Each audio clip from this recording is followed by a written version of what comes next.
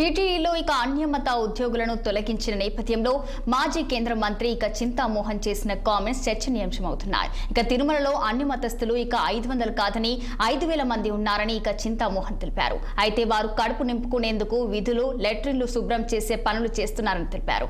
ఆదివారం రాగానే బైబిల్ పట్టుకొని చర్చికి పోతున్నారన్న ఆయన ఇక పేదరికాన్ని నిర్మించాల్సింది పోయి ఇక ఫార్ఫిజం డైలాగులు చెప్పడం సరికదన్నారు. అన్యమత ప్రమేయం అంటూ మాటలు చెప్పడం బీజేపీ కూటమి సర్కార్ చేతకానితనానికి నిదర్శనమని వ్యాఖ్యానించారు చింతామోహన్.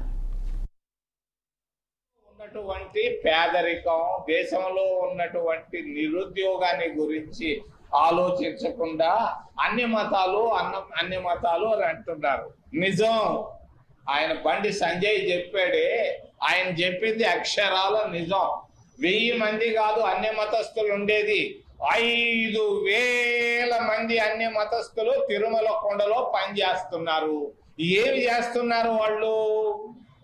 అయ్యా చిమ్ముతున్నారు, తుమ్ముతున్నారు, మరి యూరిన్ పోస్తే తుడుస్తున్నారు, మరి మోషన్ పాస్ చేస్తే మోషన్ ని తీసేస్తున్నారు.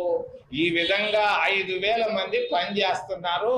పొట్ట కూటి కొరకు 10 నుంచి 12,000 రూపాయలు తీసుకొని వాళ్ళు ప్రతి ఆదివారం బైబిల్ తీసుకొని చర్చిలకు వెళుతున్నారు. నేను అడుగుతున్నాను భారతీయ జనతా పార్టీని, అయ్యా మీరు రుచి చేస్తారా? ఇంకా కఠినంగా అడగాలంటే మరి మలమూత్రాలు మీరు వచ్చి కడగలరా?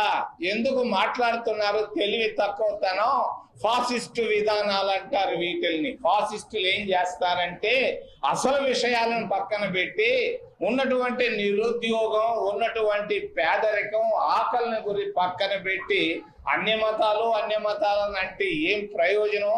తల తిక్క వ్యవహారం. దీన్ని నేను ఖండిస్తున్నాను. కాంగ్రెస్